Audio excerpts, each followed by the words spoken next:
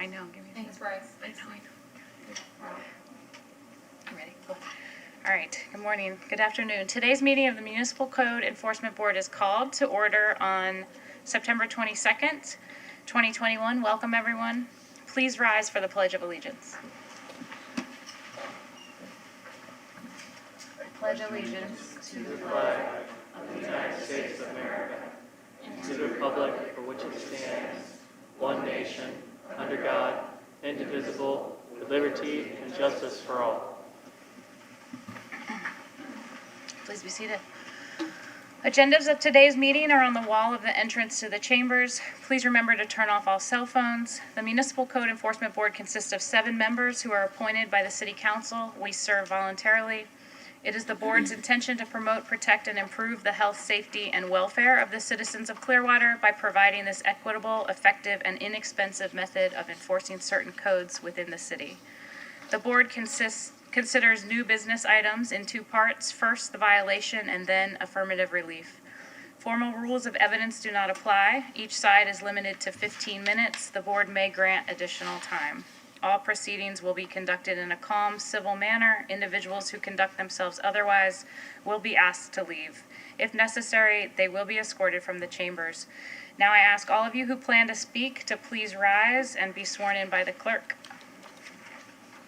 Do you swear or affirm to tell the truth throughout your entire testimony? Thank you. Okay, our first order of business is to review and approve the minutes of last month's meeting. May I have a motion to approve the minutes? I make a motion to approve the minutes. I second. Second. And all in favor? Aye. Minutes are approved. Okay, is there anyone here today to speak on items not on the agenda? You gonna come up? Please step up to the podium, state your name and address for the record. You have 3 minutes to speak on the subject that is not on today's agenda. Hi, good afternoon. My name is David Ballard Geddes Jr. I live on Georgia Avenue in Palm Harbor. My concern with redevelopment and water issues have been going on with the county for quite some time. Here's my complaint that I have. In the mid-1960s, a book of code was published titled Maloney's Water Code. Maloney's Water Code was used as a base for the Resource Act of 1972, which is subsequently known as Chapter 373 of the Florida State Statutes. In the statutes there, the incorporation of the Interlocal Cooperation Act of 1969, Statute 16301, is seen in Statute 373.715. But my question pertaining to all this is, what if the form-based code redevelopment plans, such as the downtown Palm Harbor redevelopment plans here in the county regarding water supply and the taxation of water delivery to the residents, and the formulation of code is based on broken code. So if this body, basing its establishment on Maloney's Water Code, did not follow code, legislatively broke code, we have a problem. And I believe that issue exists, especially when it comes to the formulation of 14th Amendment water jurisdictions. Thank you for your time. Thank you, thank you. Anyone else here to speak today on items not on the agenda?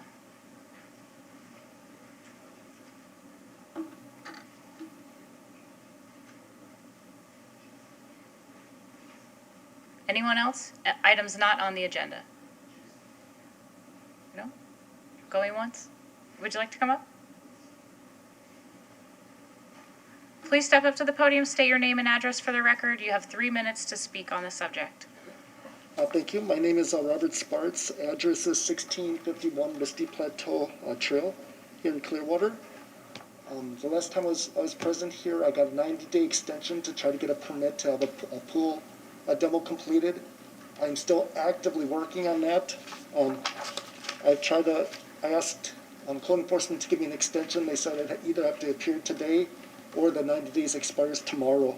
I do have proof that the permit's been applied for as of July. My contractor has just been back and forth with permitting, trying to get it done, and my contractor says they just need more time to get with permitting. I know they've been out to the house 5 times, and we're close, but I need more time allotted. Mr. Sparks, are you on the agenda today? No, he's not. No. So, How much time you need? I probably need 90 days. There's four violations tied to this. There's a pool demo. I then have to get a flat roof replaced. The route that goes along this goes around the support beams that need to be secured before the flat roof can be replaced. And then there's some stucco where the route is that could get damaged via the back and forth. And then there's another violation. They wanted the fence on the other side of the house either removed or replaced. My neighbor's insisting not to touch the fence, to not do a thing with it. I know the board said replace the boards and whatnot. He says I'm trespassing if I replace any boards on his side of the fence.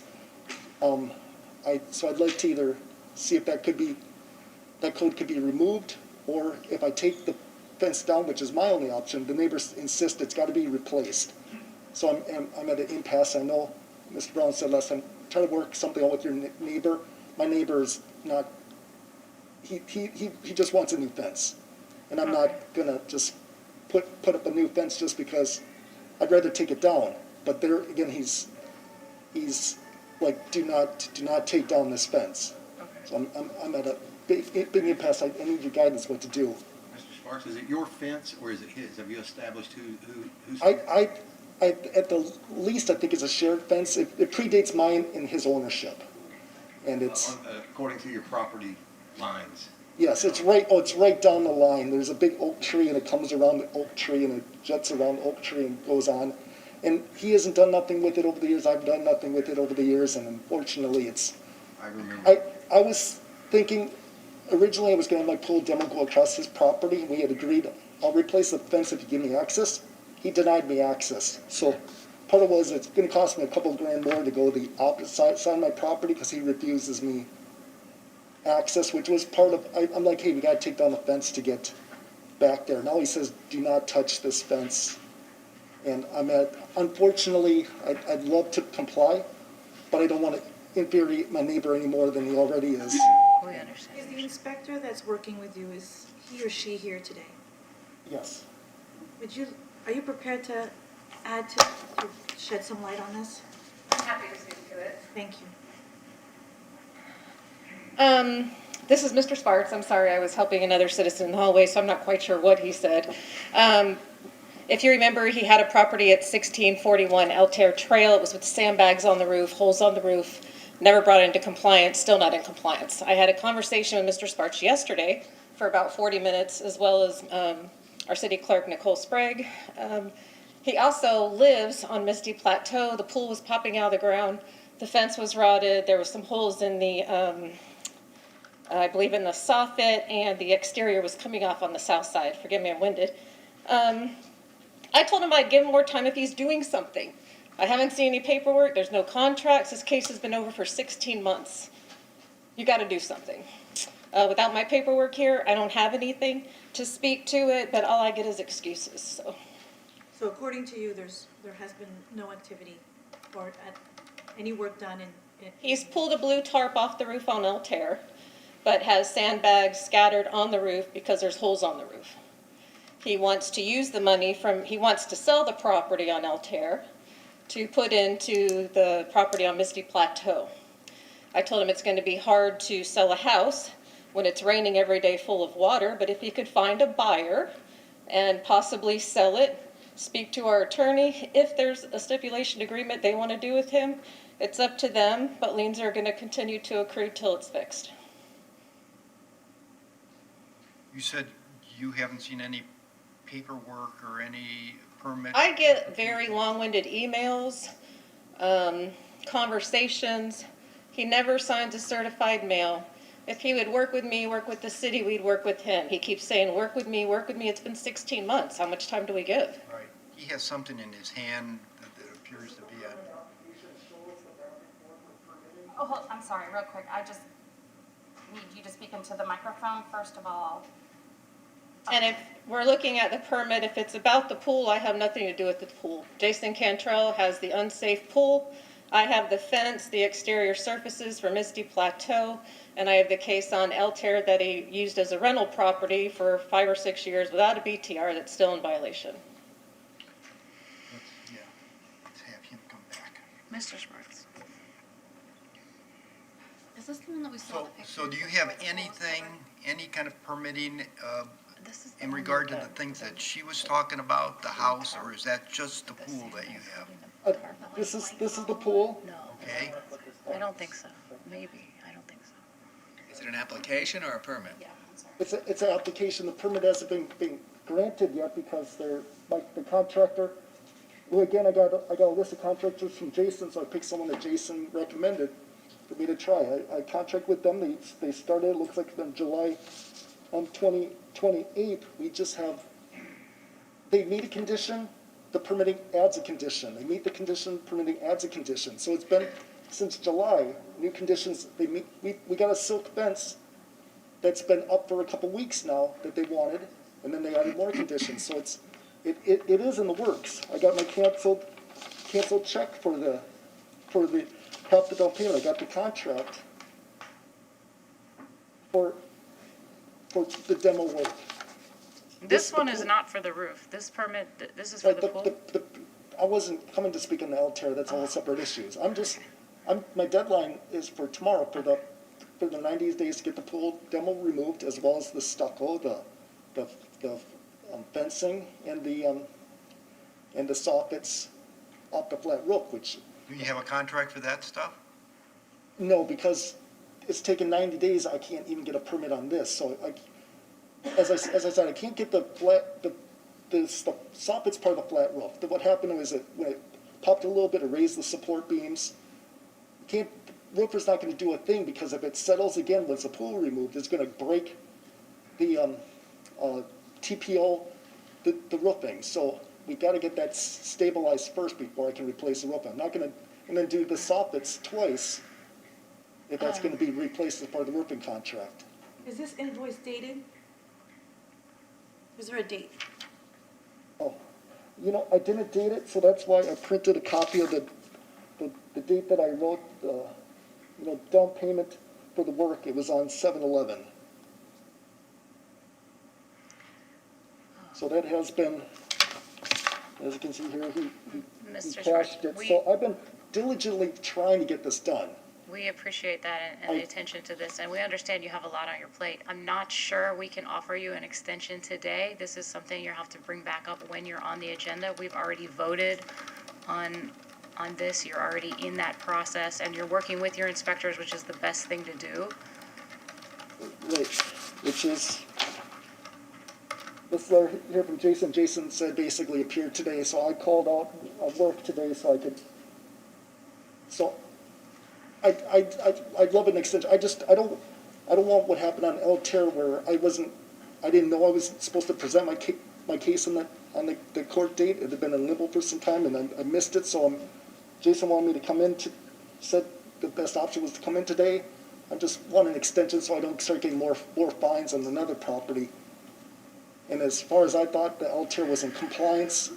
I don't think we're prepared to vote on a 90-day extension without hearing this case. I mean, the most would be a 30-day extension. I mean, you'll be back in 30 days for I presume you're on the agenda for one of these properties next month? No? Not to your knowledge. So board, once if the inspector chooses, she'll submit an affidavit of noncompliance, which will come before you as a vote at a future meeting. Probably November. If it gets submitted here in the next couple of weeks, it'll be at the November meeting. And I'm sorry, I'm afraid if I miss that meeting and can't get this done, you're gonna start $150 a day on me on something I've been diligently trying to resolve. Yeah, you definitely need to be at the meeting that that you're requested to when you're on the agenda, and then I think we'll be able to vote on when we see all the pieces of material and the information from the inspectors and see the timeline. In the meantime, continue to work on your home. Yeah, don't get discouraged. We Do we have appreciate your attempt at compliance. Do we have an option to not do anything today, see how you do the next 30 days, and reevaluate the fine? Board, once the affidavit of noncompliance comes back before you, is the opportunity for him to come and address you with this information and for you to ask questions. So as of today, this is not on the agenda. There's no action to be taken today. Thank you. If I could Yep. ask a question. So I want to get it straight. You don't want to make the repairs or cannot make the repairs to the house until the pool is done. Is that right? Yes, I'm risking further damage. I have like 3 feet on the side of my house, and they're using a 5-foot vehicle, so part of it's going along the neighbor's property line, which I got approval for. He's coming so close to the house, there's odds. Part of it, she wants some stucco repaired. The stucco's likely gonna get damaged via the excavation of the pool. I'd have to do the work twice. The line is along where the soffit that she wants repaired. Okay, what's that have to do with the roof? I think that's a different property. No, it's still Misty Plateau. The support beams that hold up the flat roof are like this far from the edge of where the pool concrete's getting removed. So if I do anything with the flat roof and it settles further, I'm gonna damage that flat roof. The flat roof's gonna get damaged again. So as opposed to doing roof twice, wait till the pool is out, settled, and then the roofer can come in and then get it done properly, as well as do the soffit that's gonna get done anyways with the roof repair. Robert, I think time might be on your side, at least another 30 days until until the affidavit's filed and you're on our agenda.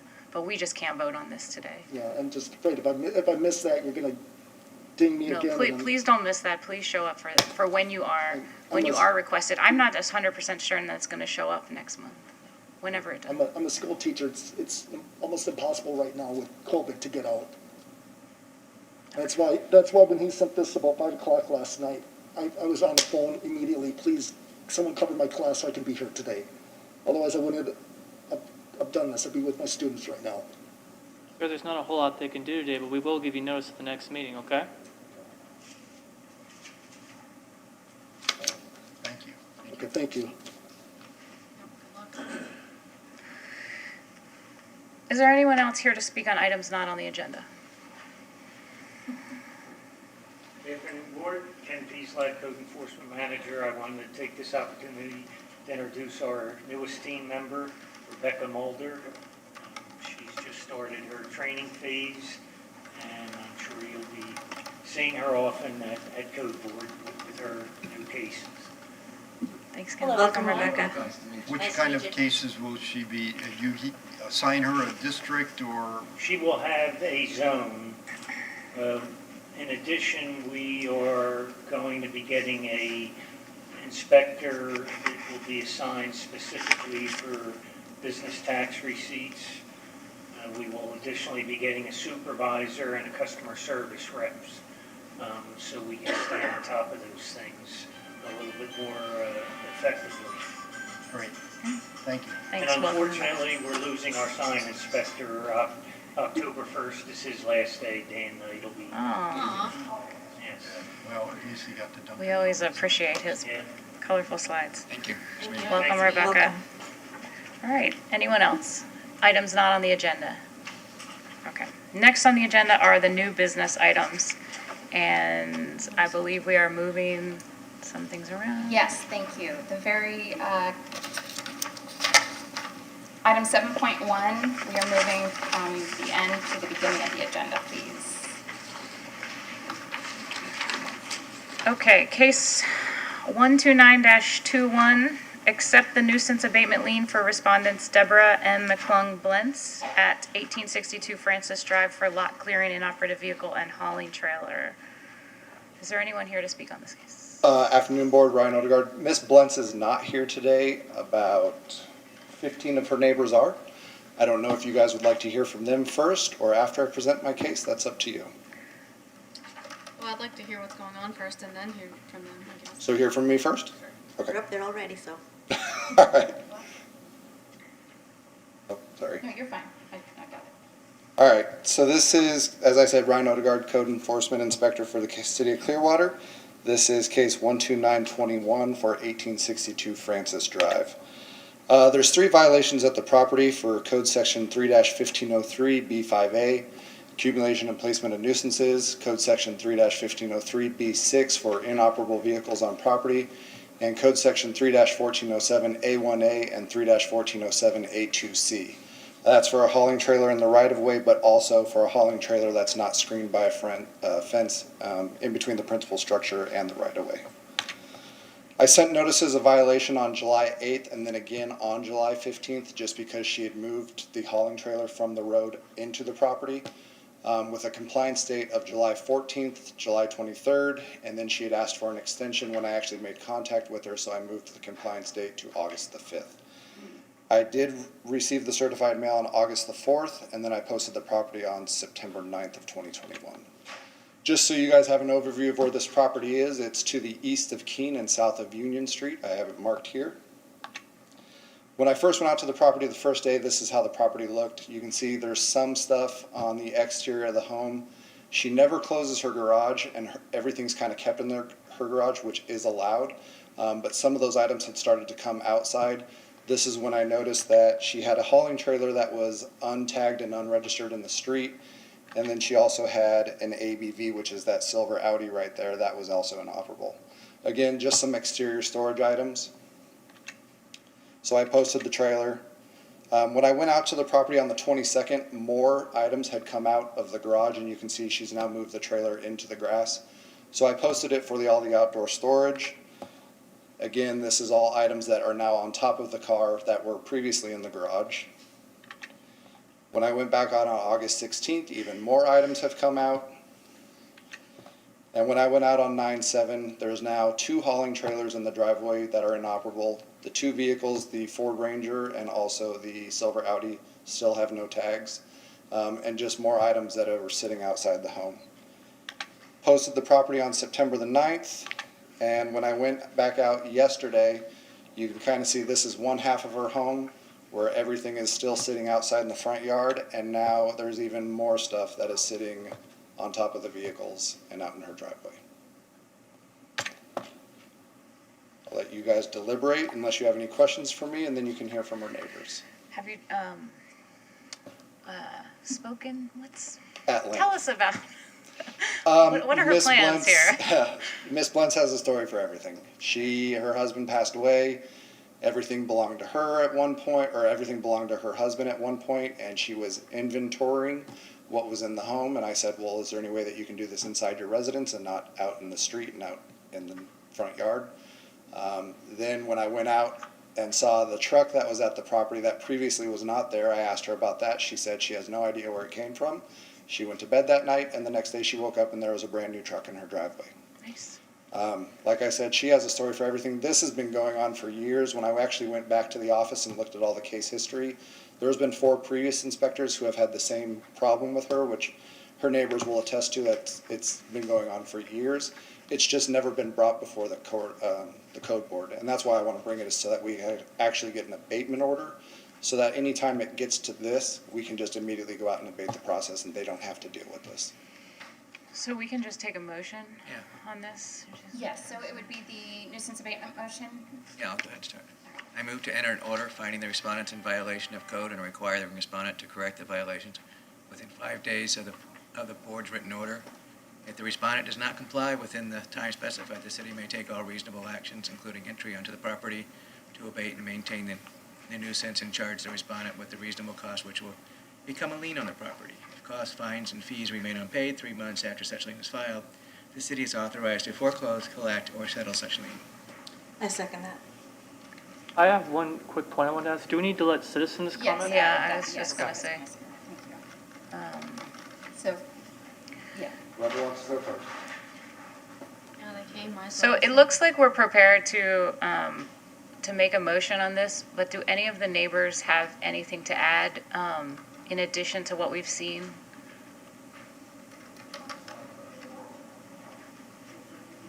I mean, I think the photos speak for themselves, but they came, so might as well hear what they have to say, I guess. This is Charles Cullum. He lives next door to Miss Blunt's. Please. I spoke to you last month, 1856 Francis Drive, Charles Cullum. I think some of the neighbors here and some that aren't able to be here have some compassion for Debbie. This isn't just something she's doing, but there is some compassion and she needs some help. I'm hoping that there is a mechanism in place where you all don't clean up the yard, assuming you make that kind of motion and decision, and then it just starts again.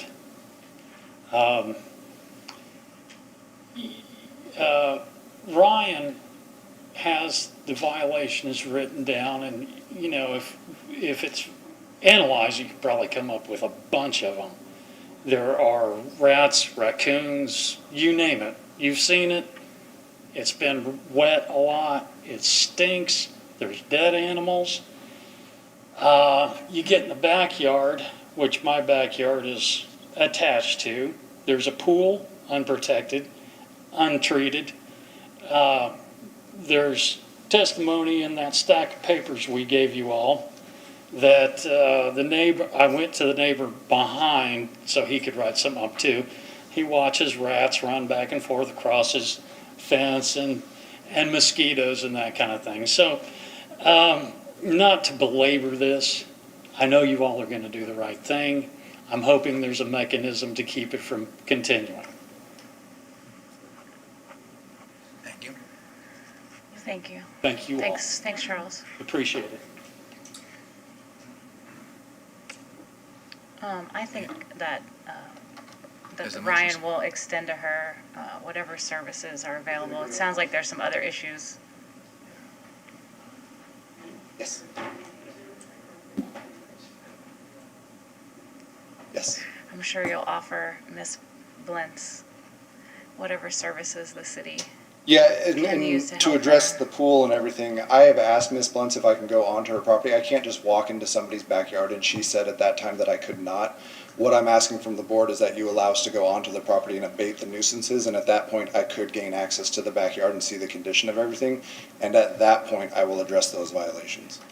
Yeah, it seems like her neighbors are very caring and concerned about her as well as the property. So I trust that this will be handled with grace.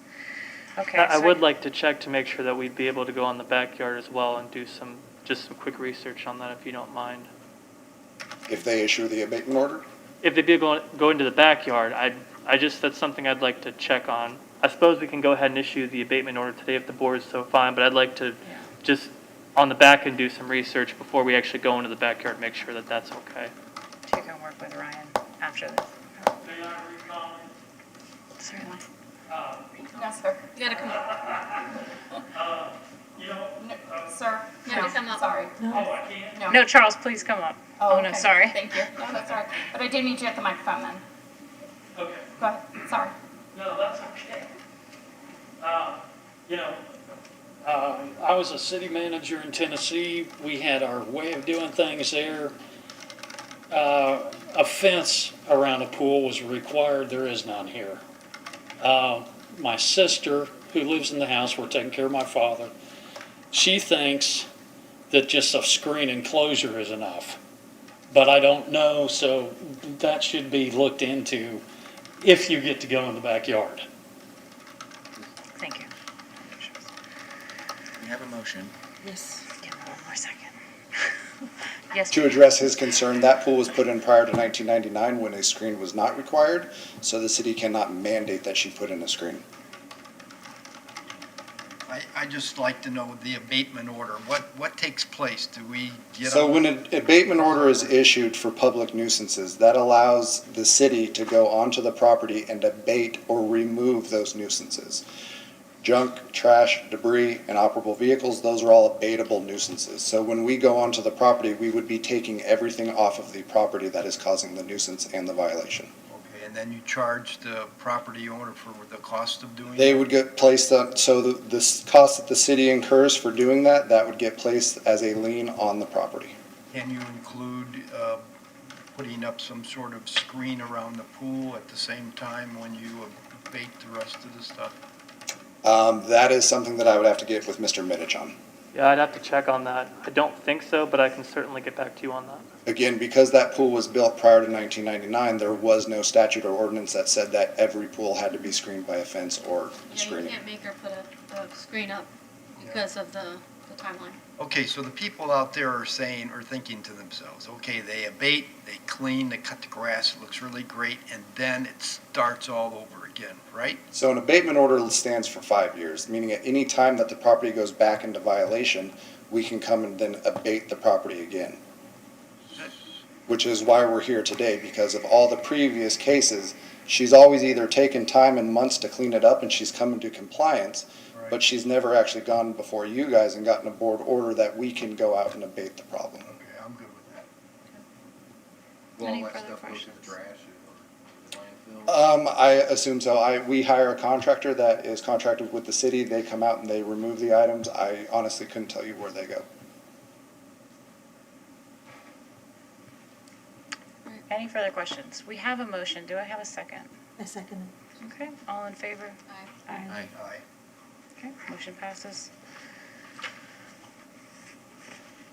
Is that all we need? We can go back. it. Ms. Brown, Returning, you can speak up because of 3 shields, I can't hear you. sorry, returning to new business items, 4.1. This is continued. Thank you all. Thank you all for coming. You're welcome to stay. You're welcome to stay to the end of the meeting. if you'd like.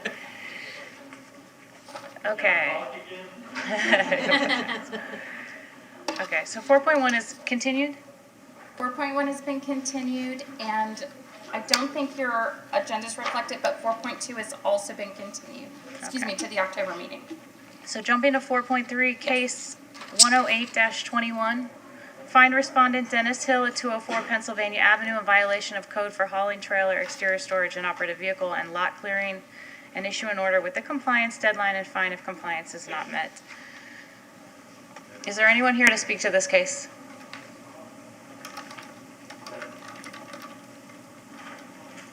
Hi. Yeah. Just please state your name and address for. Yeah, Dennis Hill, 206 Pennsylvania. The property's 204 Pennsylvania. And I'm a general contractor, which might, So you live next door, this is your, okay, I understand. yes, yeah. Go And ahead. Chair, I'm sorry, admit or deny? Do you admit to the violation? What are they? Can I have him explain them? Is that the way it goes? He can explain what they are? The violation is for hauling trailer, exterior storage, and inoperative vehicle and lot clearing. Okay. Do you admit to the violation? Let me think that through. Board, we could Well, have the the, trailer's there, but obviously I'm working on the property. There's more than one trailer there. And it's for the purposes of fixing the property up. Now, it's unpermitted, but if it was permitted, it would be fine to have that there. Sir, you might want to approach the podium a little bit when you speak as well. I can't quite hear you. You might want to approach the podium. Yes, a bit Yeah, more. it's just easier to hear. Okay. Okay. so Board, I would suggest you have the inspector provide the case, the information, and then deliberate. You could take this as an admit, or I'm sorry, a deny. Yeah. That's what Okay. Is that okay with you? So can I ask then, where is this leading? So let's say, Well, let's hear from Mr. Dixon first and then we'll, that's okay? what I'd like to. Okay, Yeah, great, thanks. Good afternoon, Board. Inspector Dixon, City of Clearwater Code Compliance. This is case 108-21 for 204 Pennsylvania Avenue. Currently, there are 4 violations at the property that violate Code Sections 3-1502 G2 and G3 for exterior storage, not for outdoor use, and construction material storage. Code Section 3-1407 A2C and A3C for hauling trailers in a front setback and hauling trailers not screened. Code Sections 3-1503 B7 and B5A for lot clearing and accumulation placements of nuisance. And Code Section 3-1503 B6 for inoperable vehicles and outdoor storage nuisances. I originally set the violation on 7/1 of 2021 with compliance dates of 7/19 for the lot clearing and 8/1 for the remainder of the violations. The certified mail receipt came back unclaimed on 8/3, but I was monitoring the flow of the mail online, and it didn't look like it was going to get signed for, so I posted the property on 7/22. This is part of the back of the property on 7/1. There's no fence that blocks the view of this backyard from the alleyway and the businesses that are to the south of this property. Here's another part. There, you saw the bed of that truck, what I assume, on the other side of the yard, and there's the truck there. And there's some random building materials, wood, scattered throughout the property. This is up near the house.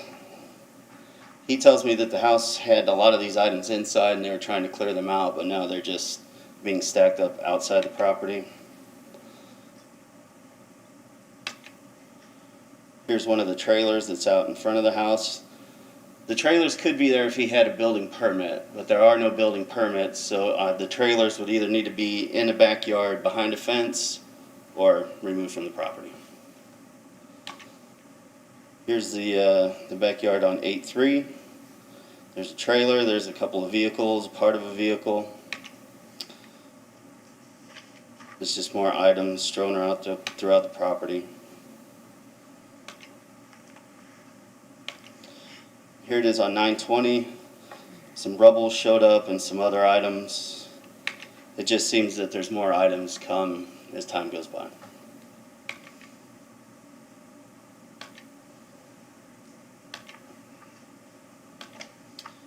I'll let the board deliberate. Okay. Mr. Hill? Well, that's interesting. He states that there's more stuff there. There is more stuff there. It's coming in faster than I get rid of it. So really, I mean, I want this fixed at least as much as you guys do. Who's putting this stuff on your property? A tenant. It's actually he's not even a tenant, but from talking to my attorneys, it's actually an unlawful detainer action. Someone is dumping on your property? He lives there. He moved in on his own. So is work being done on the property or no? Say that again? Is work being done on the property or no? No, it's not permitted yet. But the material that's there, the trailers there, are all for that. So it'll be pretty. Yeah, but we see a lot of things on the property, a lot of rubble and things that are not for work. It looks like trash. Somebody's hauling it in. I know who that guy is. So are you working to get rid of the guy? Yeah, definitely. I think that's the first step. So I don't know if he's going to suggest a time limit on getting this straightened out. I have an idea of what I would like to see. For the purpose of this board, it's going to be getting rid of the stuff. He's saying Pretty simple. But it's not Okay, your stuff, right? so get rid of the guy that's putting it there. I'll go ahead and complete that action. That'll be that unlawful detainer action. He goes, I clean up. I've done a lot of cleanup there, so I know. Okay. It's actually moving in faster than I can move it A out. squatter or a tenant? Well, you could call him a tenant, but I didn't put him there. He moved in. That's why it's a big party. Never. Not one penny. Okay. So you're admitting the violation, and should we just move on to the recommendations, since it sounds like you're going to be working with the inspector Yeah, at to this get point, this cleaned up? yeah. And I'd like to work with him. He's good to work with. Great. Yeah. Great. So just for the record, you do admit to the violation? One or more. Let's see, I want to make sure that if I say this, it's. Well, there's right. 4. As the property. All right, let's go right down the line. So, the junk's there, yeah? Okay. I admit to it. Exterior, that's the exterior storage. That's the. Okay, and we basically- remedy that by getting a building permit. Okay, so And we- I'll put up a fence. You admit to that. You admit to the trailers are there in violation. You admit to there's an inoperative vehicle. Yeah, and I'll remove that. Okay, and then the lot clearing. The brush, the rubble. Well, I guess that pretty much wraps it up, yeah. Okay, All right. well, we're all in agreement. We I appreciate your just don't want to candor, admit Mr. to Hill. anything before I've looked it over, so. You won't have to have a permit to get rid of the rubble. You That's can right, start that's right, I can, Putting it, yeah. you know, hauling it to the dump. Exactly. Or wherever, Yeah. so that part you can do without any permits. That's right, but we get rid of the guy and that helps the whole problem, I don't have to haul so much out. Yeah. But in So the all those meantime- pictures of the stuff on the outside didn't come from inside the house. He's dragging it to And his I would, new if I was you, I homestead. would drag it right back to the dump the minute he takes That's it right, out there. that's right. All right, thank All you. right. All right, we'll hear from Mr. Yep. Thank you.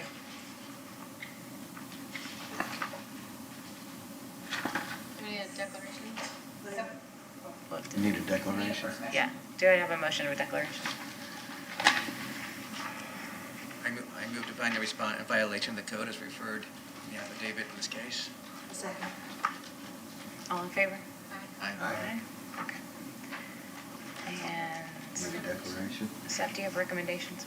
Yes, ma'am. All right, my recommendations for case 108-21 at 204 Pennsylvania Avenue for the 4 violations of exterior storage and construction material storage, hauling trailers, lot clearing, and inoperable vehicles is 30 days to come into compliance for the exterior storage and construction material storage, the hauling trailers and inoperable vehicles, or a fine of $150 a day per violation for each day the violation exists for $450 a day. I'm also asking for 15 days to come into compliance for the lot clearing. If compliance is not met, issue an order to allow the city to enter the property and abate the nuisance. Compliance can be met for exterior storage and construction material storage by removing all construction material and debris from the property.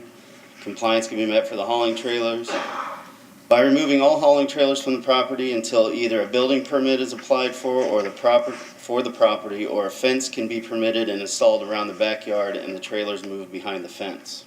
Mr. Dixon, just to clarify, that $450 was a total of all of the 4 violations together, correct? Yes, yes. Or the ones that we're going to be fined for? The top 3. Actually, it's 3, so it should be, $450, yeah. $450, okay. Yeah, 3 violations, $150 per, for $450 a Yeah, I day. just thought we should clarify that for the record. You almost made me confuse myself. All right. And then, Not my intention. I'm just trying to make sure everything's clear. and for the hauling trailers, either a permit needs applied for, then the hauling trailers can be on the property. And if not, then a fence needs put up so that the trailers can be properly stored behind the property. Compliance will be met for the inoperable vehicles by removing all inoperable vehicles from the property. Vehicles must be roadworthy and display a current registration if they are going to remain on the property. Compliance can be met for lot clearing by removing all trash and debris from the property and clearing all overgrown vegetation. Can you go back 2 slides and leave it there? Which one do you want? Back to the fines.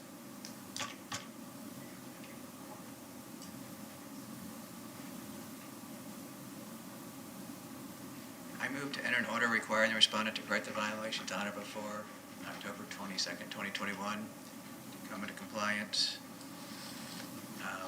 for the exterior storage material, actually, we'll read the other way around, with a fine of $150 per day per violation for each day each violation continuing to exist. If fines and fees remain unpaid 3 months after such lien is filed, the city is authorized to foreclose collectors of such lien.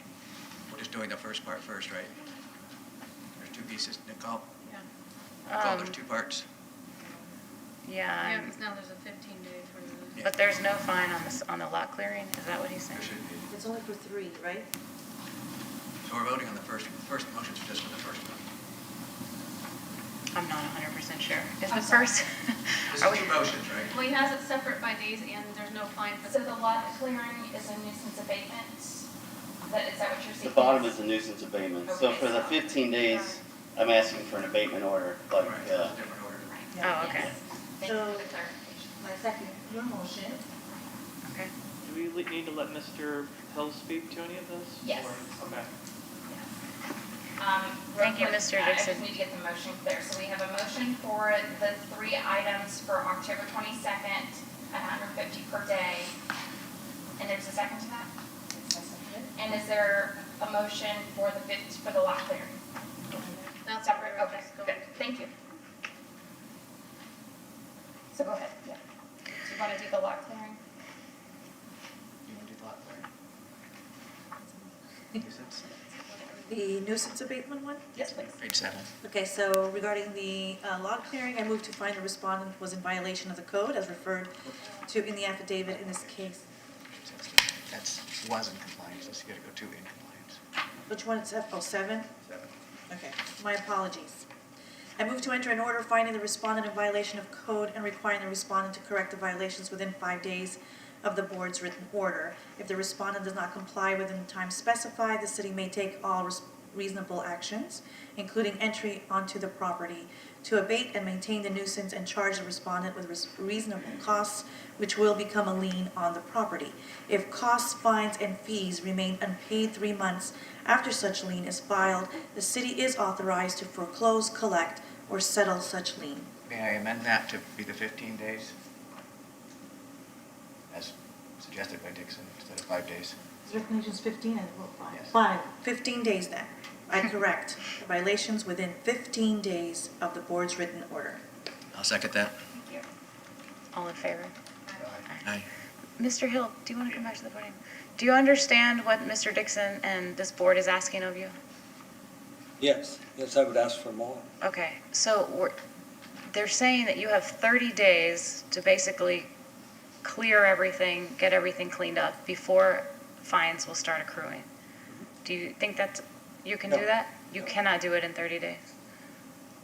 I think it would be easy to do in 30 days if that guy wasn't there. So if I handle him, and it's going to be a lot, I think I need a little more time to get rid of him, then get rid of the material, or get rid of the material now. Let's start. Yeah, I would say that's a good start. We cannot vote on what you do with your tenant. Yeah, I'm just saying that overall, that's a little bit tight. Okay. Because I handle the problem first, the guy that's there. I don't mean first, while I'm cleaning up, but that's the guy that contributes a whole lot to the problem. So I would like more time. Madam Chair, could I present some further information in response to his request for time? Yeah. I just thought I should make the board aware of a couple of past code violations at this property. I'll put this right here and see if everyone can see it. Now, these two code board orders I'm about to show you are not Mr. Hill's responsibility. These predate his ownership of the property, but as you'll see here, a lot of the violations are very similar to what we're facing now. This one from right here from 2007 relates to exterior storage, fence maintenance, landscaping, and what have you. A lot of the same type of things we're seeing now. And then we have another order from 2010, also very similar, outdoor storage of all or part of any dismantled, partially dismantled, or inoperable discarded vehicles, etc. So taken together, these two orders suggest that there may have been issues at this property for quite some time now. In fact, I have another letter here addressed to whom it may concern from 2012. This is a letter written by Mr. Sean Gray, who is the son of the previous property owner. And in the letter, he indicates that there are issues with the property that he is trying to address, and that Mr. Hill is responsible with helping him clean up the property and remove, donate any physical property with value. So I just wanted to bring this to your attention so that you're aware that it seems like some of the issues that we're looking at with this property have perhaps been going on for quite some time. Thank you. Please, Mr. Hill. How long have you owned this property? Yeah, I appreciate his candor, but honestly, it wasn't my property, and I've done a lot to straighten that neighborhood up, including that one as well. Get rid of John. He finally died. He was a mess for many years. He's gone. Now I'm here, but it took, and honestly, 3 years just to straighten out the estate to where I could take possession of it. It was in pretty good shape until the wrong guys got in there. I didn't bring them in, but I'll get them out. Okay. Well, it looks like you know what needs to be done, Oh, I and that do. you're more than capable of getting it done. That's right. Okay. Yeah, without a doubt. I think, I'm just only requesting one thing, a little bit more time on that, because if I can clean the guys out, it'll make it a lot easier. Well, we're gonna give you 15 days on the clearing and 30 to get the whole property, get all the, everything else Yeah, out, okay. okay? We appreciate you being here today. Thank you. Thank you. Yep.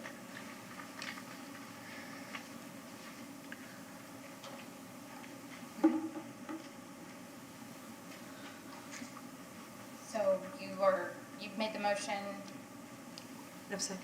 And Second. in second, so were you going to extend?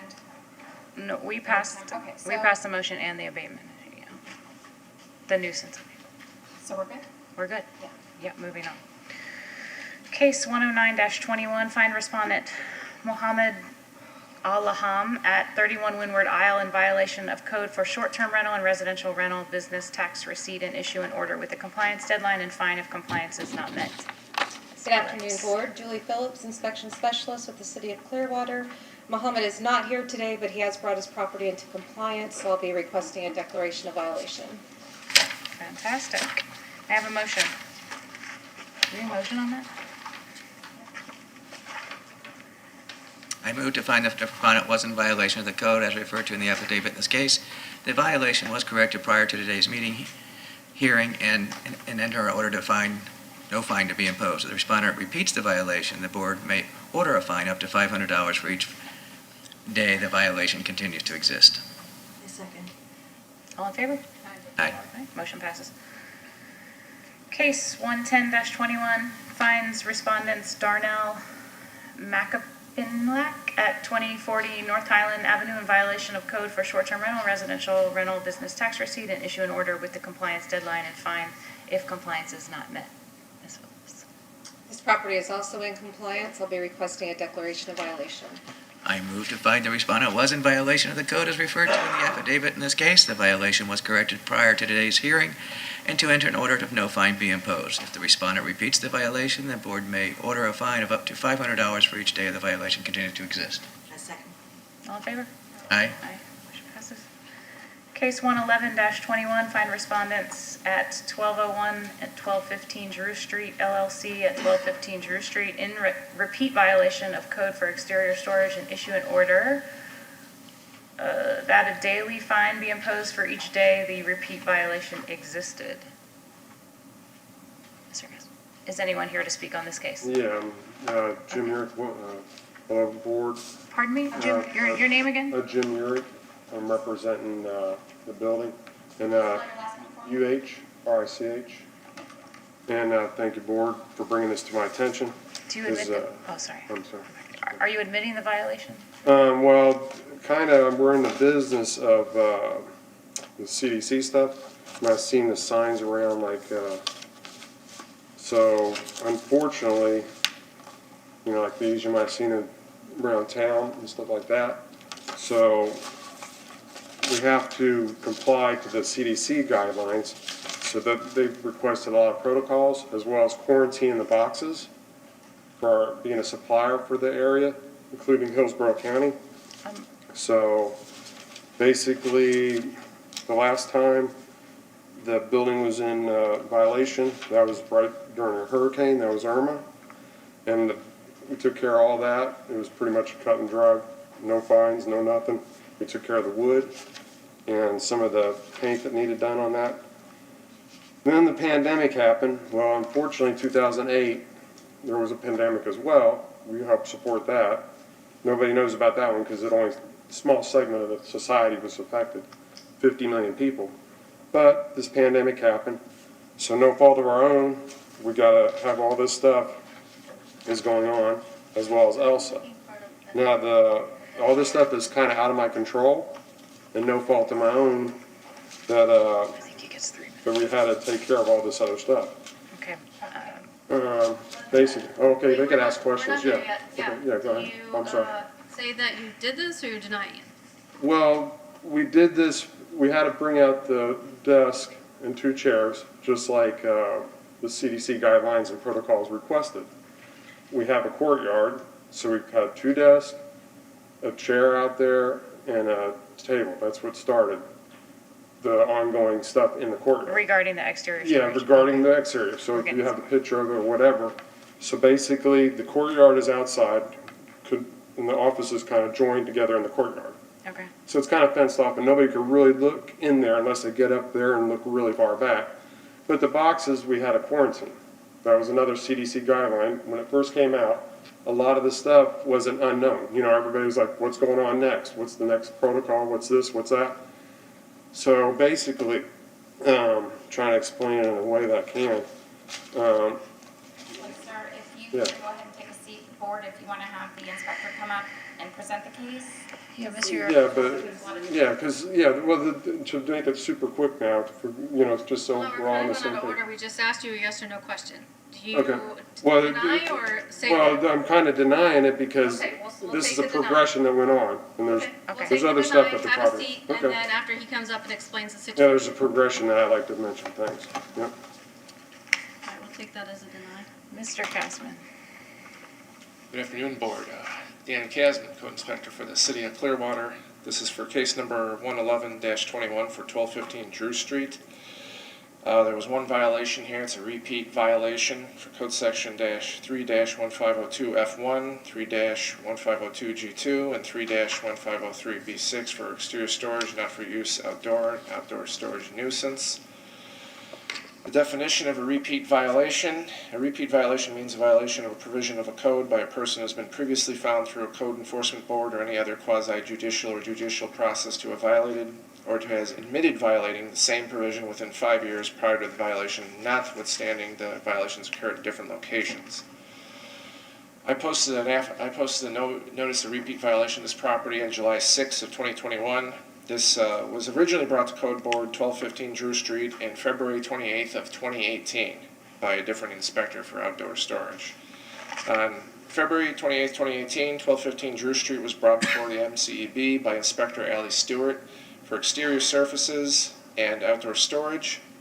The owner came to compliance prior to the hearing. The board approved declarations of violation for both violations, which could not be violated again within 5 years or to be a repeat violation. On July 2nd of 2021, I drove to the location at a citizen request of a complaint of the grounds being full of junk and stuff and the roof being dirty. And I observed the inner courtyard had large amounts of furniture, workout equipment, boxes, chairs, and other miscellaneous items exposed to the elements. This is the same location of the outdoor storage violation that Inspector Stewart brought forth in 2017 and 2018.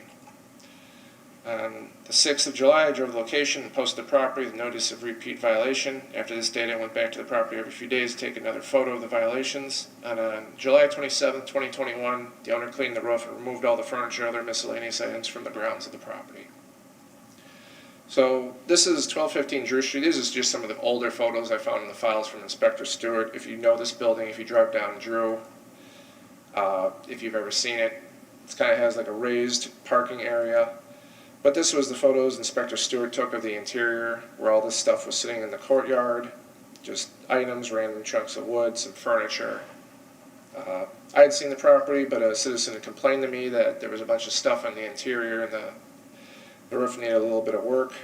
I went by and I looked through. There's 2 iron gates that close in this inner courtyard, and again, the interior was full of boxes, equipment, bins, random items, strewn all about the place. My major concern was this was right before the hurricane was about to hit, and all this was all going to become projectiles in the neighborhood.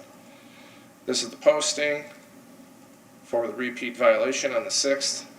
I took another photo of the inner courtyard. I had met with Jim at the property. He had been on the grounds, and I explained to him the ordinances. I don't remember exactly what day I'd seen him, but I explained your best bet is to clean this up as fast as possible, and this is a repeat violation. So the faster you do it, the less amount of liens you're going to get on the property. Does Mr. Urich own the building? Yeah, it's part of a corporation. Oh, okay. So I'm just an office. So I went back on the 12th. There's still stuff on the grounds. I went back on the 15th. The items were still in the courtyard. I went back on the 20th. There were still items in the courtyard. I went back on the 22nd. It had been mostly cleaned up, but there were still some items hiding in the corner of the courtyard. I went back on the 27th. He'd also cleaned the roof for me at my request, and all the stuff there was nothing left in the courtyard except for a few potted plants, which is all right. You guys deliberate, or do you want to go to recommendations? You want to speak to Jim again? Good recommendations. You want to talk again, Jim? Please. Yeah, thank you. Yeah, It sounds like you know what needs to happen and you're working diligently. It looks like a lot has been done. well, yeah, I mean, unfortunately, I mean, I knew the first time, the reason there was still wood there, that was, I think, right after the hurricane.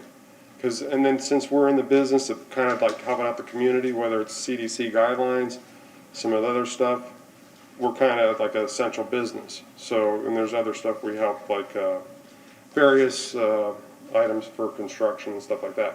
So the wood that was there the first time, it was kind of like after the hurricane. So we were kind of like to take it down. That's why a lot of it wasn't against the windows. It was against the window to prevent stuff from blowing into the windows, you know, we're thinking. Well, this last time, we had a renter that really couldn't have paid during the pandemic. So during the whole year of the pandemic, she was unable to pay. Well, the pandemic's been up and down. 1 minute, we're in a pandemic. Next minute, well, we're not in a pandemic. So it's like, what is it? So finally, it slowed down, so we moved all the pandemic stuff down another unit. A lot of boxes. Then all of a sudden, they have a little bit of issue with repossession of something, one of our renters. And somehow she had a business in there, but one of the other gentlemen that came in the last time I was in there, they said, well, there's not really any black-owned businesses that are open Sundays. And I was like, I wanted to raise my hand. Yeah, I know when the lady's, you know, trying to work through it. Okay. We work with her. We're not upset with her. But just to make it fast forward, all the boxes that we had down there, due to the repossession and stuff that was going on down there with different partners, we had to bring that stuff out of the unit again. So we couldn't even really utilize it because we didn't know what was going on down at that other end of the building. The police department, she had a call for other stuff that was repossessed, or a partner came back for it. I don't know. Okay. So then we had to put all that stuff. I don't in mean to cut you consolidate. short, but it does look like you have made great progress. Yeah, well, yeah, it's super Cleanup. clean now. I mean, Yeah. literally, our inspector, he's a great guy. He He's told us, great. unfortunately, the situation, I was like, well, we got the weeds done, because I'm thinking the exterior, you know, like last time, we wanted the weeds down. And it just, you know, that's our main issue was. And but I'm sure as far he'll as tell going you back to pandemic stuff, Specifically what needs to be done for this case, Mr. Kastman will let you know, and it looks like you're making progress. well, I think we're all done. So it Are we just, pretty good done on that? just or a is there little anything? bit more effort. Yeah, I think they're all you could happy wrap now, if this I'm not up. mistaken. Was Okay. everything pretty much, I think everybody's happy again. Okay. It was just the CDC, the way, Great, so Yeah, we're I'll just do gonna some- let him make the suggestion, and you admit the violation and that you're in progress cleaning it up, and then we'll make a motion and yeah, we pretty much, we'll be done. we agreed that we had to do exactly what CDC told us to do. They said, bring a desk out there, 2 chairs, Okay. another table to stage the stuff.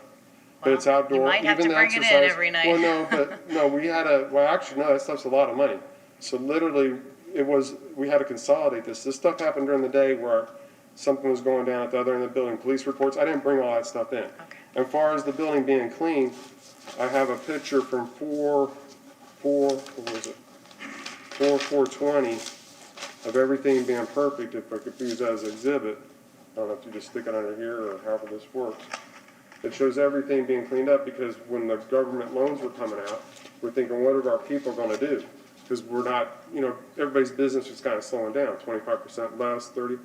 So we're thinking, well, maybe we could get this beautification award and do the building perfect. So that courtyard was 100% clean because we're gonna have customers come in that area. And then it was dust-free because we had our computers out there. We had bring laptops out there and run a couple cables out there just for our computer stuff. That's Yeah, originally the what board we- has no doubt that you'll be able to Yeah. return it to the, Oh, it is returned now as far as, I don't think there's any issues right now, so. we're just letting Mr. Kastman make his recommendation. Yes, Board, I just want to remind you that this is a repeat violation, so what he's going to present is times in the past where this has occurred. Well, no, this is actually 4, it says right here, April 4th, 2020. This was during the pandemic, during the loan time.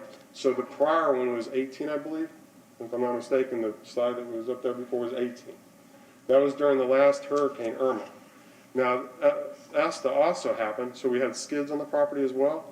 That was from metal. There's so much stuff going on at that building with 4 or 5 other people down at the other building, and almost similar to the other gentleman that has people in there that really aren't on a lease. The lease that they do have in the water department. It says residential. So now I got another issue, so that's a criminal investigation of another system. I don't know how that ties to this, but. It doesn't. I'm sorry. So, Are we ready to hear the recommendations? and am I allowed to at least put the one exhibit up here to show the date on this? We all, Am I allowed to record this date that I actually had? I mean, it's great that it came into compliance, but it was 2017, 2018 was out of compliance. Great, came into compliance in April, but then it came out of compliance in July, which makes it the repeat. But So it's no here fault we of are my own. again. I didn't control the pandemic. I don't we don't control the either, but hurricane. listen, these are the No, facts that's of the the only dates, thing, and it yeah. sounds like you've got everything squared away anyways, Alright, which is great. So let's just get okay, to the let's- yeah. recommendation and then we can move forward. Just need to shed the light on the situation. Mr. Casman. Oh, again, Board. Recommendations for the repeat violation case, 111-21 at 1215 Drew Street, where one violation for outdoor storage, requesting a fine of $250 per day per violation for the following dates. There was 5 days of outdoor storage that was observed for a total lien amount of $1,250 for this occurrence.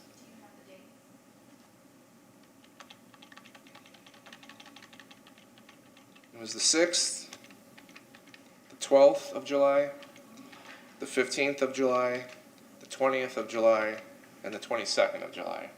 When I went back on the 27th, the place was cleaned up. and what's your time recommendation for the fines? Within how many days are you recommending? They're already these are being charged. These are being charged. Typically, the board grants 30 days, but that's up to you. Yeah.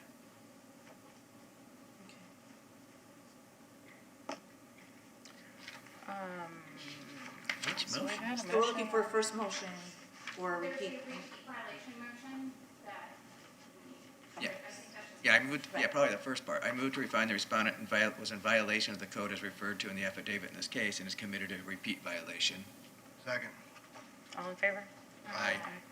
Then we can go to the second. Yeah. So, And then is there, I'm sorry, I just don't have my motions in front of me. Is there a portion that says, The second motion? Yeah. So I move to enter an order of a fine of $250 per day to be imposed for the 30 days, you suggest? 5 5 days the property was in. The repeat violation existed for a total fine of $1,250 payable within 30 days. If fines and fees remain unpaid 3 months after such lien is filed, the city is authorized to foreclose, collect, or settle such lien. If the respondent repeats the violation, the board may order a fine of up to $500 per day. For each day the violation continues to exist. I'll second that. all in favor? Okay. So, Mr. Erk, you understand what needs to happen, and we've voted, and it looks like you have about 30 more days, but you're gonna work closely with Mr. Castman. So if I get it from my customer, business. sir, I just need you to come up to the podium. So if I can get it from Hillsborough County and from other people I deal with, from the CDC, since they made up their guidelines, and if I get that, would that have bearance on any of, because like I said, during the 4th month of the 2020, that's in between, that's right during the loan situation. And with all the chaos going on with the building, I had to bring stuff out of one unit because of renter situation. Police department was called out, so I think y'all are missing part of the story here. I mean, it's not like I'm trying to, oh, this is a great thing to make it a mess. No, it is obvious that we had to put the stuff, the boxes had to be quarantined, and we consolidated that, then we had to put it in the building. So it wasn't like we left out hundreds and thousands of dollars worth of stuff. This stuff is Mr. super Yurek, expensive. This Sir, storage I have a lot of violation that. has Sir, gone on as a too long. healthcare professional with a nursing degree, Yeah. CDC guidelines are specific to humans, the distancing of humans. They do not ask you to remove furniture if they're not being utilized by people. So the parameters are the spacing and very specific to people. They do not direct you to remove equipment if there's no one in there or if no one's being Oh, used. no, we had to do that. Remember when the space? Now, Go now ahead. hold on. Yeah, go ahead. That is one thing, but this has been a repeat violation, and there's hurricanes, but there's all kinds of things behind it. But I believe we have made our decision. And all I'd want to do is state for the record that I'd like to put this in for the file, so if I sell the building, I'm gonna say this is what I did. For some reason, we'll have to clarify, people use desks and chairs, and they have to be separated. Outdoor air at that time was better than indoor air to help slow the spread of the pandemic. Sure, but those Many pictures people, I'm an don't independent. show desks. It's showing. It is a it's desk showing back there. No, that's what the screen, first it's showing start. No, that's the first start of it. That's the problem. The first start. When I had to move the other stuff out of the unit, I didn't have a unit to put in because the other lady, we tried working with her, getting a third unit, because she lost her original partner, abruptly left after a month. Now, unfortunately, the pandemic, if you're starting out a business, because I think one of the ladies the last time was a business owner, it's kind of hard. I mean, no, yeah, if you're a business owner as well. But what I'm saying, it's hard when this stuff is kind of like, you know, the CDC says one thing. Business owner, we're the problem national. solving and finding a proper solution, not leaving Okay, junk Mr. Ehrlich, everywhere. Well, I'd just like to have this for the record. If not, I'll have to get some paperwork from the CDC as well as the other people All right. that are in the community that Mr. support our business I'm and gonna stuff like that. close, I'm gonna close this case, All right. and we have voted, you Okay. know the timeline, that this, So and I you're won't be doing a able to great use any of my job. exhibits or anything. You're doing a but- great job, Okay. keep doing what you're doing, keep working Yeah. with Mr. Castman, and this is gonna get handled, Okay, I thanks. fully understand, thank you. Case 112-21, find respondents Tony Burgos at 1487 Drew Street in violation of code for landscaping and issue an order with compliance deadline and fine if compliance is not met. Mr. Casman. Is there anyone here to speak on this case? Hello. Your name and address? Tony Burgos, 1487 Drew Street. And do you admit to the violation? Absolutely. Okay, thank you. Please have a seat. Thank you. Staff, are you requesting a declaration of violation? No, the property's still in violation. Daniel Casman, Code Inspector for the City of Clearwater. This is for case number 112-21 for 1487 Drew Street. And board, since there was an admit, you can Yeah. make your first motion. Can we have a motion of I declaration? move to find the respondent in violation of the code as referred to in the affidavit in this case. All in favor? Aye. Do you want to go straight to recommendations, or do you want to see the photos of this case? It's fairly short. Yeah, let's just hear it. 1487 Drew Street, there's only one violation here for code section 3-1502H1, H2, H3, H4, H5 for required landscaping, landscaping required, landscape maintenance, landscape encroachment, yard used for dumping. Notice of violation was sent on April 23rd of 2021 with compliance date of May 23rd, 2021, and the certified mail receipt was received on May 6th, 2021. This is the property in question. It came in as a complaint that the front yard had been removed. It used to be grass, and the owner just put down a rock yard, which is not allowed in Clearwater. This is just another angle look at it. There's also some stuff in the back. There was some work being done in a property in the back, and it was also being utilized to be used as an Airbnb, but I believe those issues were taken care of. This is a photo from back in the day what the property used to look like. In August of 2019, there used to be a grass yard in the front. I went back on the 14th after the compliance date. The yard was still rock and gravel. Went back on the 3rd of June. It was still rock and gravel. Went back on the 9th of July, the 22nd of July, and then yesterday, and the yard was still gravel. It looks like the grass might come back on its own naturally eventually, but I'm just asking for compliance on or before October 22nd, 2021, or a fine of $150 per day per violation for each day the violations continue to exist. I'm asking the board to authorize the following. After 3 months from the recordation date of such lien, if the fines and fees remain unpaid, the city attorney's office is authorized to foreclose, collect, or settle such lien using any legal or equitable remedies available under the law. And compliance can be met for the landscaping required by laying down living ground cover on all areas that are unpaved on the property and maintaining the ground cover in a healthy and living condition and removing all yard waste and debris from the grounds. Okay. Any questions from the board? And Ms. Burgos, did she, oh, there. Would you like to speak? No? I guess all I have to say is that I'm from Massachusetts, and where I come from, like when we are allowed to do food rots, to allow a lot of weed and things to come out. So I didn't know that. I spent a lot of money doing that. It looks like it. And then I got in trouble.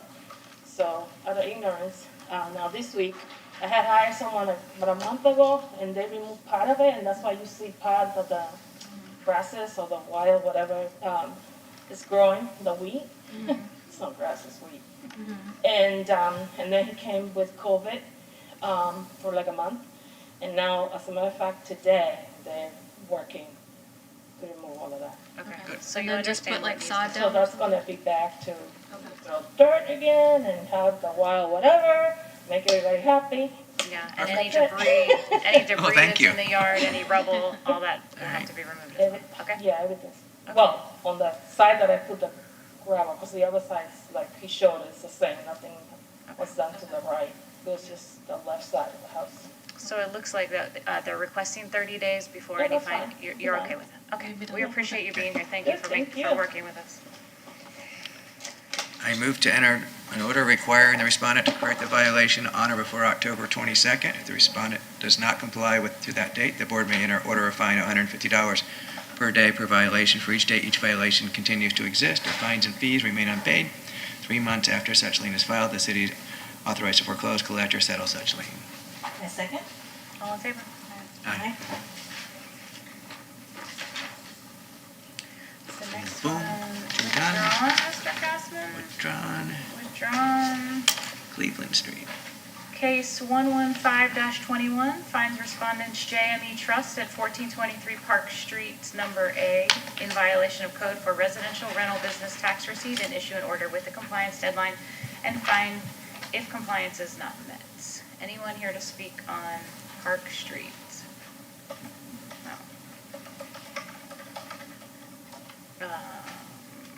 Staff, are you requesting a declaration of violation? No, the property's still in non-compliance.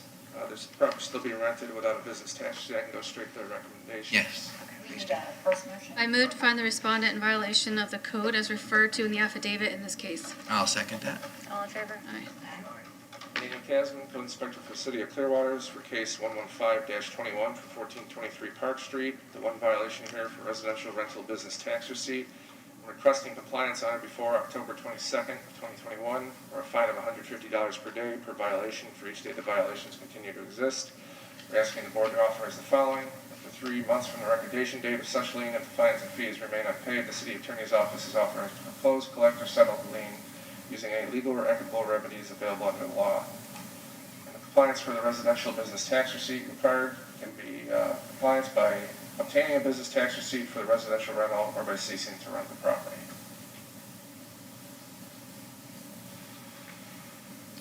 Okay. I move to enter an order requiring the respondent to correct the violations on or before October 22nd. If the respondent does not comply by that date, the board may order a fine of $150 per day per violation for each day each violation continues to exist. If fines and fees remain unpaid 3 months after such lien is filed, the city is authorized to foreclose, collect, or settle such a lien. Before we get a second, this sounds familiar to me. Have we seen this before, this I have a JME lot Trust? of business tax receipt cases where they either don't have a business tax receipt or they won't pay for their business tax receipt. It might feel like a little bit of deja vu. Okay. Groundhog Day, right? Well, thank you. Like did the second. All in favor? Aye. And 117 has been withdrawn. Case 118-21, find respondents Pierce Waverly LLC at 1313 Pierce Street in violation of code for roof maintenance and exterior surfaces, and issue an order with the compliance deadline and fine if compliance is not met. Is there anyone here to speak to this case? Yes. Please, your name and address. Steve Thomas, 2010 Kings Highway.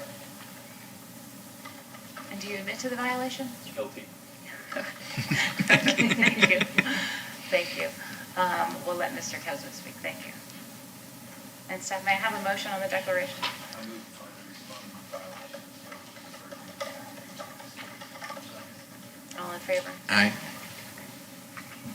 Board, if it's all right, would I go straight to the recommendation page unless you'd like to see the case?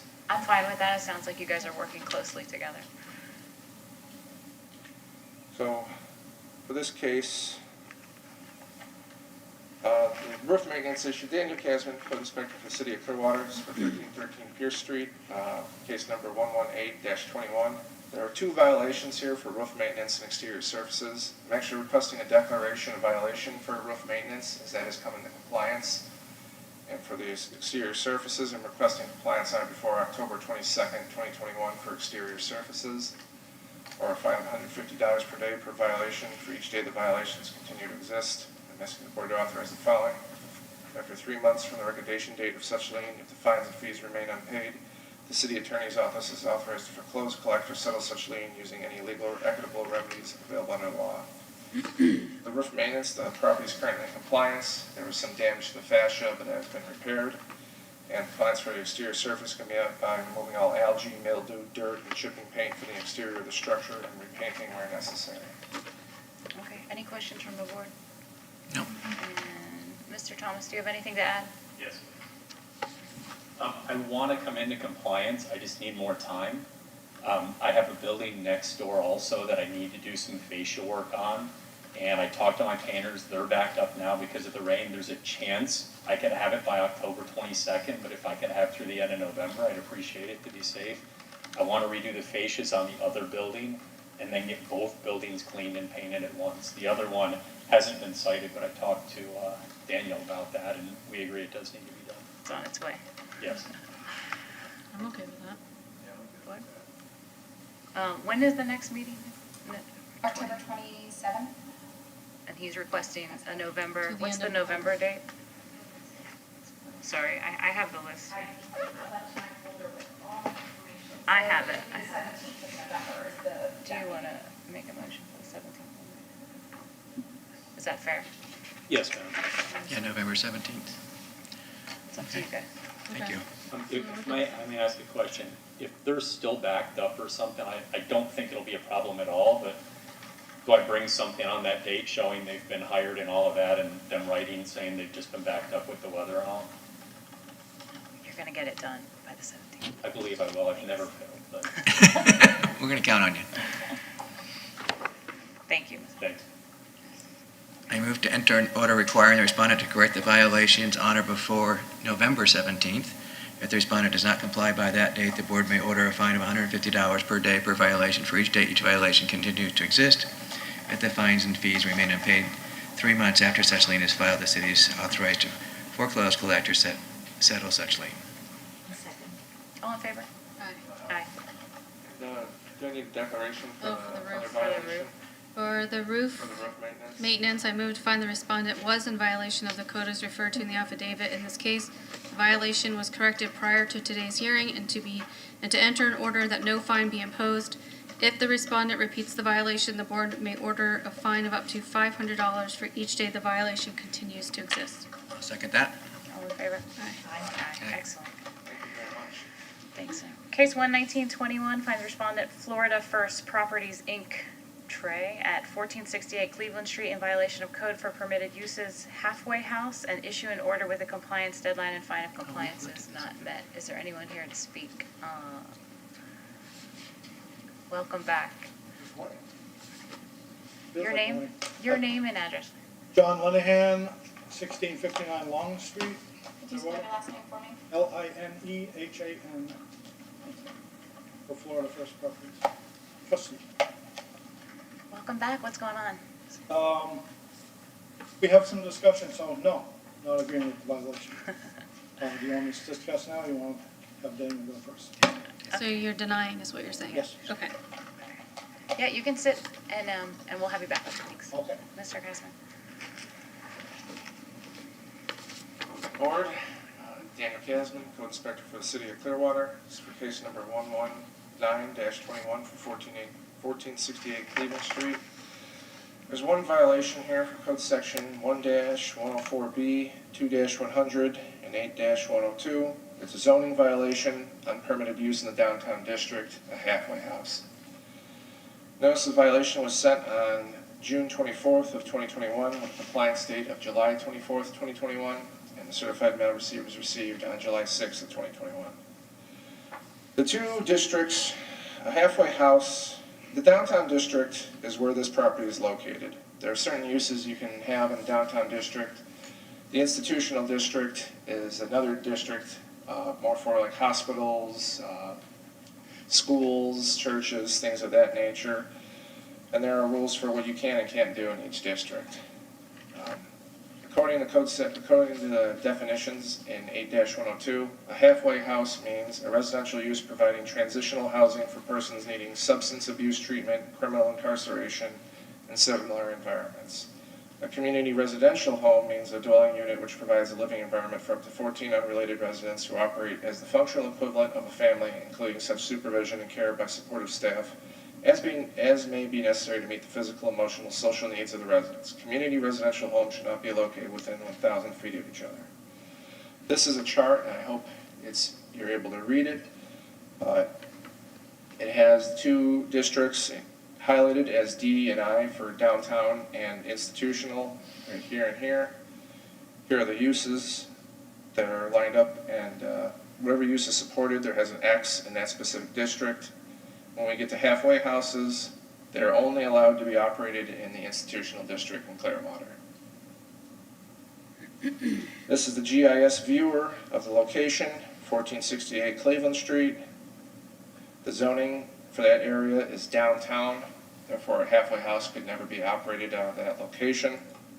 This is a picture of the property from far away. I initially came here as a request from Nick Esposito, the fire inspector. They had a fire in the garage, I believe I was told. The garage door was destroyed. But he said they were operating as a halfway house at the residence. This is the utilities at the property. It's called A New Direction for Women and Men. In the comments here, back on July 30th, property is a halfway house, tagged per Chris. Pamela Dixon, CEO of New Direction for Women and Men, called in regards to the balance.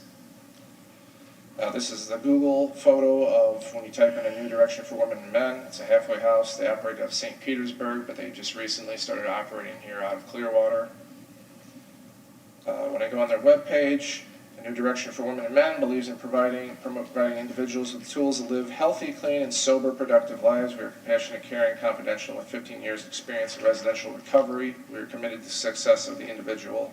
Chemical dependency is a proven treatable condition, and our custom-designed residential treatment program has assisted many addicts and their loved ones. We equip individuals with skills, knowledge, and support to maintain lifelong sobriety and regain healthy mind, body, and spirit. We focus on recovery. We help each individual gain a deeper understanding of the disease of addiction. We then provide an action plan to restore health and balance to the individual's life. And their frequently asked questions. Question 8, locations. We have locations in the North St. Petersburg area and 2 new locations in Clearwater. The New Direction for Women and Men introduces our staff. To give back to the community, Ms. Pamela Dixon decided in Pontiac, Michigan, 1998, to assist individuals afflicted with the illness of addiction and would open up a recovery resident facility. This is the Sunbiz entry for New Direction for Women and Men. This is the first half that has the same address in Google for the property at 2365 Fifth Avenue North, St. Petersburg. And Pamela Dixon is listed as the CEO of the company. This is when, back in June 23rd, Pamela Dixon applied for a halfway house license at the location. According to the business tax receipts, did not provide any credentials or any other information, and probably would not have been approved by zoning at that location. And this is just showing today that the property still has in that same name for A New Direction for Women and Men, that same company. And the owner does have a business tax receipt to rent out the property, which is fine, but the tenant does not have a business tax receipt, and for that use, it would never be approved. Thank you, Mr. Gassman. Board, do you have any questions? I'm going to call Mr. Linehan.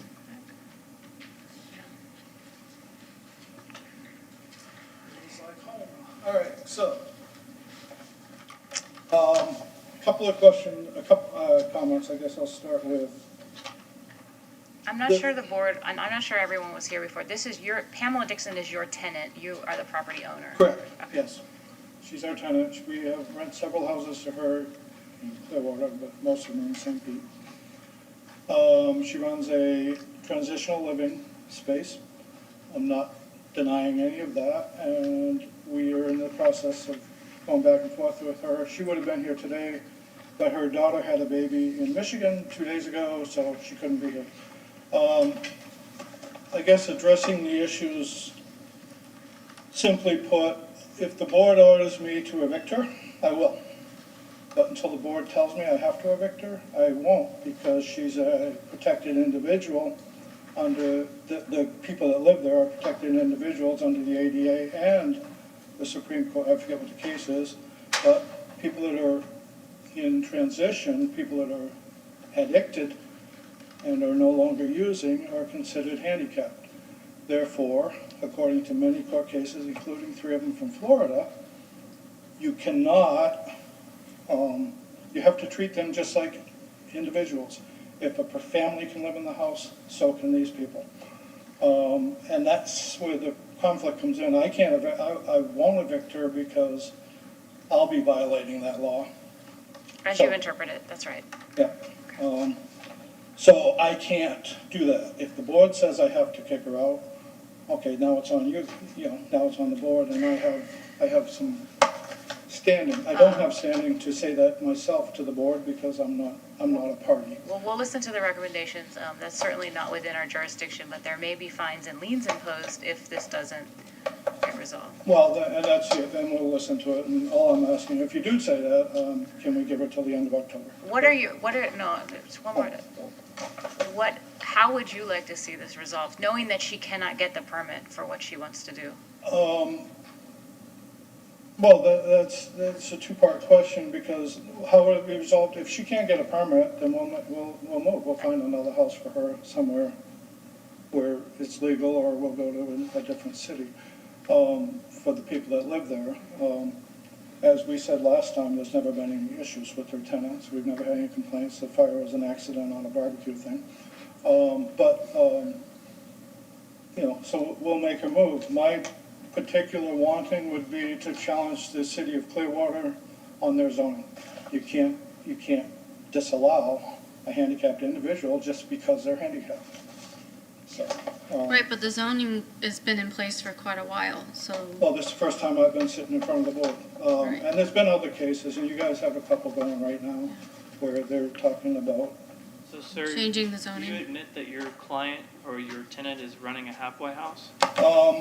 By the definition of halfway house, I'm not going to nitpick on that. By definition of halfway house, probably not. But what would you consider your client to be running? For the sake of the law and what I understand, and I'm not an attorney, for the sake of the law, they're treated as a family unit, period. And that's been Supreme Court. So it's my understanding from the Planning and Development Department, if you're going to be treated as something like that, then you have to obtain appropriate licenses from the state. No, and that's where, no, you can't require licensing from the state for something that you wouldn't require from a family unit. If you're going to tell every family in that thing that they need to have a license, great. But if you're going to tell people they have to have a license because they're handicapped, that's illegal. According to my understanding, that's what's been in front of the Supreme Court. Mr. Linehan, the permit that Pamela put in for was for a halfway house. The permit that Pamela put in for was because this board said she needed, and the last time we were here, they said she needed to apply for it, so she did. She didn't know how to fill it out. But. Well, that's what she chose. That's how she chose to classify her business. Madam, that's between her and the board. I can't control that, and that was what she was told to do. But that's okay. Madam Chair, it's on record. May I ask him a few more questions? Certainly.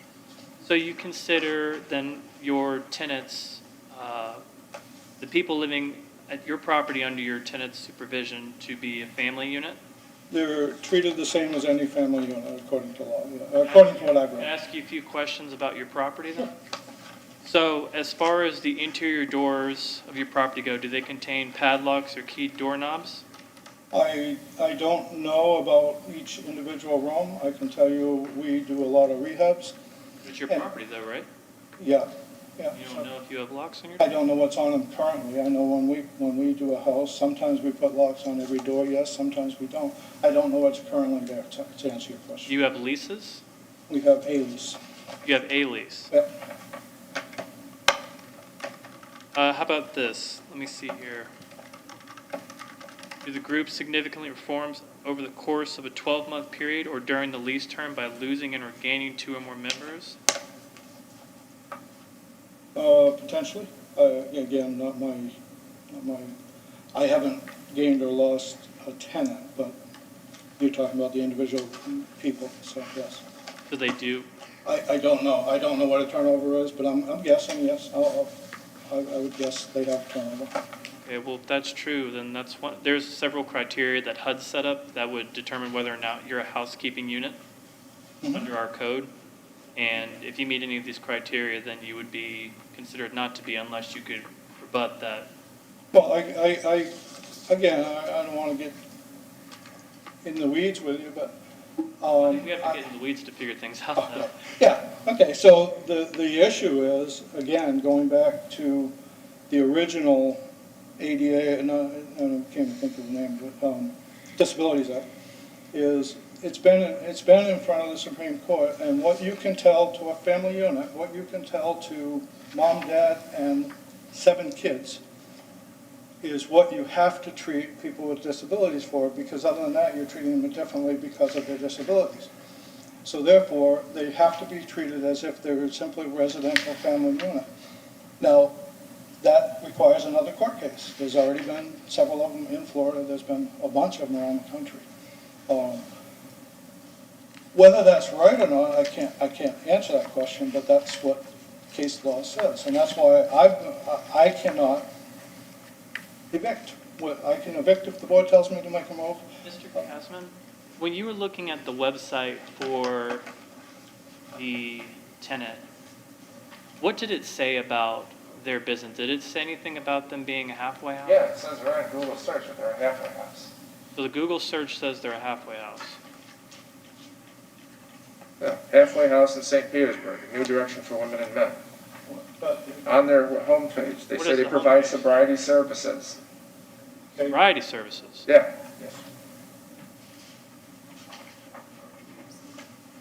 So it's inclusive of the Clearwater location when it's being described as a halfway house.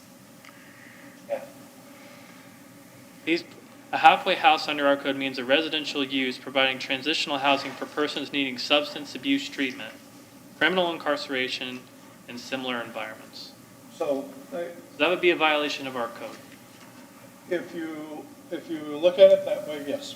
Now, the fact You definitely follow the code. Okay, well, I am too. Not saying I'm not going to.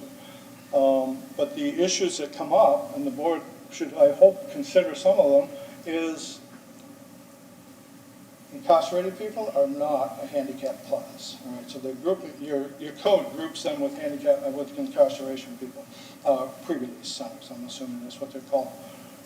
So the fact that whoever wrote her webpage didn't understand the fact that people would consider the term halfway house would be different in different code areas, and she should have termed it differently.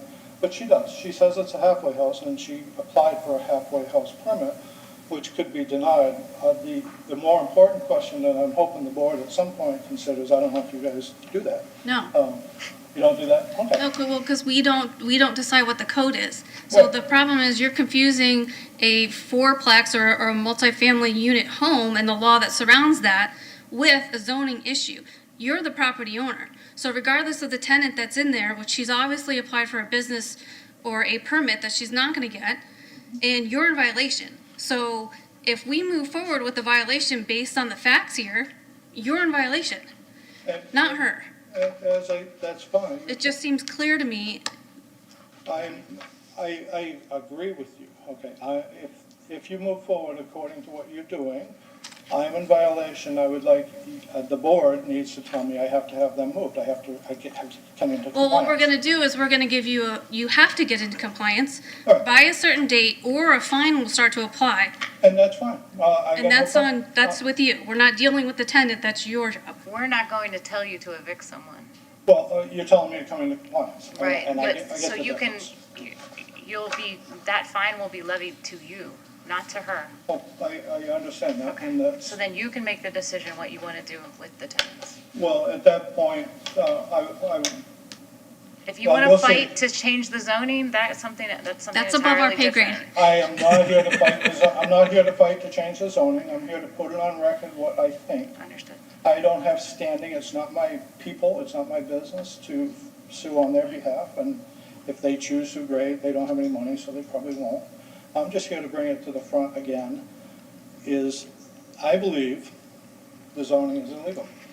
All right, according to what I've read, I believe the zoning is illegal, so I don't agree with the zoning, but you guys have to follow the zoning laws, Yeah. and that's what you do. Yeah. I'm okay with that. Mhm. But now it's on record what I thought and what I think and what I need to do. So when you get to again, if you could, when you do your decisions, give me till November 1st, which will give her a month to relocate her people, and I'll go into compliance on that, but I don't agree with. We're going to listen to Mr. Kessman's recommendations and then, but thank you. Thank you.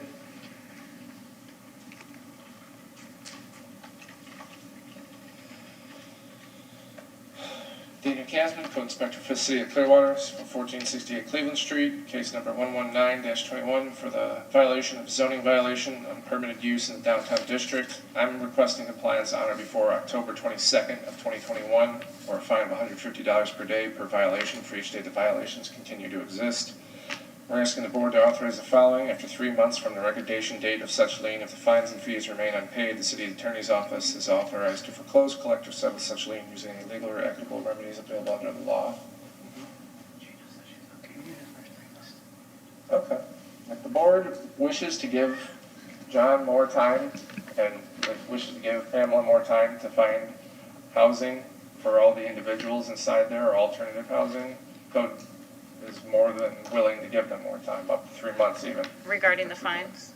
I do agree with at the very least, November 1st, which would give her a full calendar month for the lease. We're okay with giving more time than that as well. December. 2 months, 3 months if you wish, to help relocate the individuals inside, if John doesn't want to run to them. December. So maybe the Can I end get of a motion? November? Board, we do need a first motion for Yeah. this. I move to find the respondent in violation of the code as referred to in the affidavit in this case. Second. All in favor? Aye. I move to enter a order requiring the respondent to correct the violations on or before December 1st. If the respondent does not comply by that date, the board may order a fine of $150 per day per violation for each day each violation continues to exist. If the fines and fees remain unpaid, 3 months after such lien is filed, the city is authorized to foreclose, collect, or settle such lien. Second. All in favor of December 1st? Aye. Motion And passes. compliance can be met for the halfway house by ceasing all halfway house operations at this location and refraining from operating a halfway house in the future. Okay. Thank you. Thank you. Thank you. And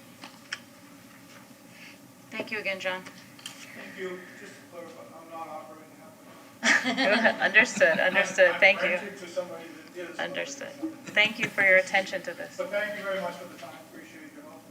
It's interesting. Case 110-20-21 finds respondents AML Rental Property LLC at 618 South Crest Avenue in violation of code for residential grass parking and issue an order with the compliance deadline and fine if compliance is not met. Mr. Kasman, is anyone here to This speak? property is actually currently in compliance. I'm just going to be requesting a declaration of violation, please, for grass parking. Going once. I find that respondent was in violation of the code as referred to in the affidavit in this case. The violation was corrected prior to today's hearing, and to enter an order that no fine be imposed. If the respondent repeats the violation, the board may order a fine of up to $500 for each day the violation continues to exist. Second. All in favor? Aye. Motion passes. To 1:30, we're continuing. And then 5.1 can be all done together, looks like. All right, may I have a motion to accept the affidavits of compliance as listed? 5.11 through 5.14. May I have a motion to accept the affidavits of compliance? Which one is it? Accept the affidavits of compliance as listed. I'll second it. All in favor? Aye. They're accepted, 5.2 is withdrawn, 7.4 is withdrawn. Access. Is there anyone here to speak on affidavits of non-compliance? This is 7.5, or 7, pardon me, 75-21 Attila McYeri, Phoenix Avenue. Anyone? No? Okay. And board, it may not be reflected on your agenda, but item 5.3 has been withdrawn. Yep. So do we get a accept? Yeah, a motion to accept the affidavit of noncompliance. Anyone? I move to accept the affidavit of compliant, or non-compliance as listed. Second. All in favor? Aye. Okay. Other board. Back to where you started. Okay. Oh no, we did this one already. Yep.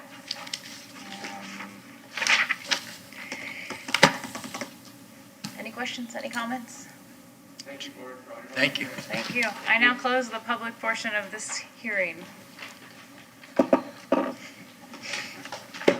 forgot to wrap in the beginning. Thank you. Oh, that was a long one. Thank you, guys.